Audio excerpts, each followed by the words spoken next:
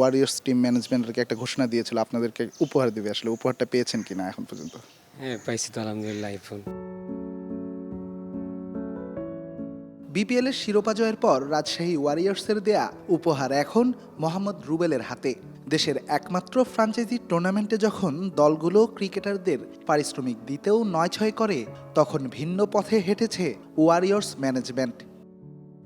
ওনাদের মতো franchise BPL এ সবসময় দরকার। আর আমি প্রথম বিপিএল খেললাম, প্রথমবারই আলহামদুলিল্লাহ সব কিছু চাওয়ার আগেই পাইছি। অনেক ভালো ম্যানেজমেন্ট ছিল রাজশাহী ওয়ারিয়র্সের। তো ওনাদেরকে ধন্যবাদ। আশা করি ওনারা নেক্সট টাইমও বিপিএলে থাকবে ইনশাল্লাহ। ওয়ারিয়র্সের হয়ে গেল মৌসুমে ৩ ম্যাচে সুযোগ পেয়েছেন রুবেল, নিয়েছেন ৪ উইকেট। নেটে এই মিস্ট্রি বোলারের বলে নিয়মিতই খাবি খায় লিটন সৌম্যরা। এক বিপিএলে জীবনে কতটা পরিবর্তন এসেছে রুবেলের? বিপিএল ইস বাংলাদেশের সবচেয়ে বড় ডোমেস্টিক ক্রিকেটের জন্য অনেক বড় একটা প্ল্যাটফর্ম। তো অবশ্যই আমার লাইফে মোড় ঘুরছে এই বিপিএল দিয়ে। আমি যখন খেলি মাঠে নামছি ফার্স্ট ম্যাচ, তখন থেকে এলাকায় খুব মিছিল টিছিল হইতো ম্যাচের মধ্যে। আর যাওয়ার পরে আলহামদুলিল্লাহ সবাই খুব সংবর্ধনা দিছে, সবাই খুব আপন করে নিছে, ওইটাই ভালো লাগছে।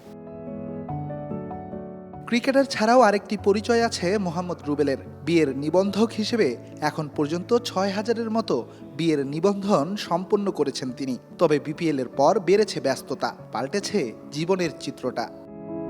কম যায় আর কি। আমার ভাই আছে, ওরে পাঠাই, তো যাওয়া হয়। আমি যেগুলো বিপিএলের পরও ৩-৪টা বিয়েতে আমি গেছি, তো যাওয়া হয়। বিপিএল শেষে জাতীয় দলের ক্যাম্পেও ডাক পেয়েছেন এই স্পিনার। আসন্ন ডিপিএলেও মাঠ মাতাবেন তিনি। নিজের সাফল্যের দিনে মায়ের অনুপস্থিতি সবচেয়ে বড় আফসোস রুবেলের জীবনে। রমজান মাসে যখন পাকিস্তানের সাথে সিরিজ ছিল, তখন বিসিবি থেকে আমাকে কল দেওয়া হয়েছিল যে আমি যাতে এখানে যাই ক্যাম্পে। তো গেছি, আলহামদুলিল্লাহ ওদেরকে বোলিং টোলিং করছি।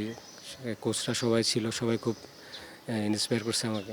মার তো একটা জায়গা থাকে সন্তানদের মধ্যে, তো মনে পড়ে সবসময়। আর স্পেশাল দিন একটু বেশি মনে পড়ে। Redwan Shaon, star news, Chittagong.